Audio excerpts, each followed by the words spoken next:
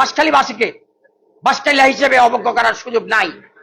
কেননা বর্তমান সরকার আসার পরে সর্বোচ্চ আইন কর্মকর্তা হিসেবে চট্টগ্রাম আদালতে যাকে প্রয়োজন মনে করেছেন সে হচ্ছে আপনাদের বাঁশখালীর সন্তান।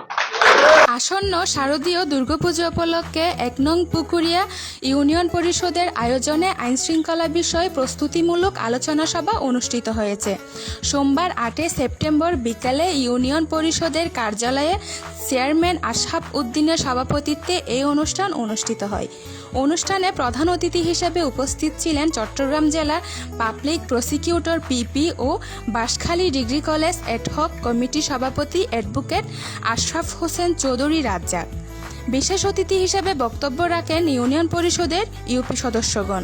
এ সময় পুকুরিয়া ইউনিয়নের পুজো উদযাপন পরিষদের নেতৃবৃন্দ ও মান্যগণ্য ব্যক্তিবর্গ উপস্থিত ছিলেন। আপনারা যারা পূজা মণ্ডপে আছেন পূজা মণ্ডপ করবেন, আপনারা পত্রের সাথে করবেন, সুন্দর মতো করবেন।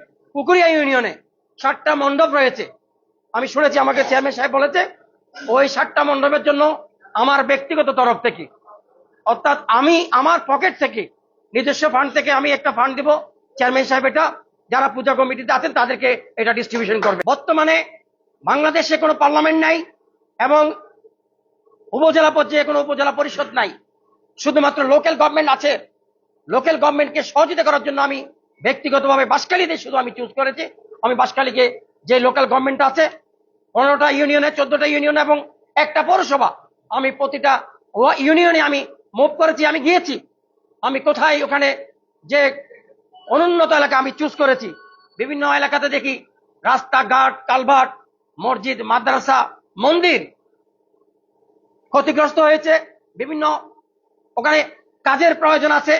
সেগুলো আমি দেখে আমি বিভিন্ন এলাকাতে যারা মেম্বার আছেন, চেয়ারম্যান আছেন এবং এলাকার গণ্যমান্য ব্যক্তিরা আছেন, ওনাদেরকে আমি পরামর্শ দিয়েছি যে আপনারা এগিয়ে আসেন, আপনারা তদবির করেন, এলাকাতে কিন্তু কিছু কাজের জন্য আপনারা কিন্তু নিজেকে আত্মনিয়োগ করেন। এটা মরণের পরে হবে একটা সদগায়ে জারিয়া। সেই সদগায়ে জারিয়ার অংশ হিসেবে আপনারা কাজ করেন। এলাকাতে যে কাজের প্রয়োজনগুলো রয়েছে, বিভিন্ন কালভার্ট, মসজিদ, মাদ্রাসা, মন্দির, এখানে যে বিক্ষিপ্ত কাজ আছে, আপনার যেমন রাস্তাঘাট সংস্কারের প্রয়োজনীয়তা আছে, সেই কাজগুলো আপনারা হাতে নেন।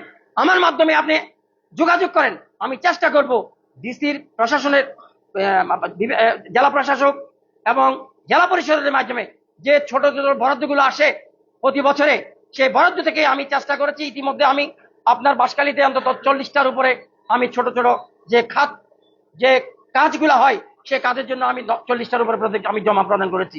ইনশাল্লাহ এই মাসের শেষের দিকে সেই কাজগুলো শুরু হবে।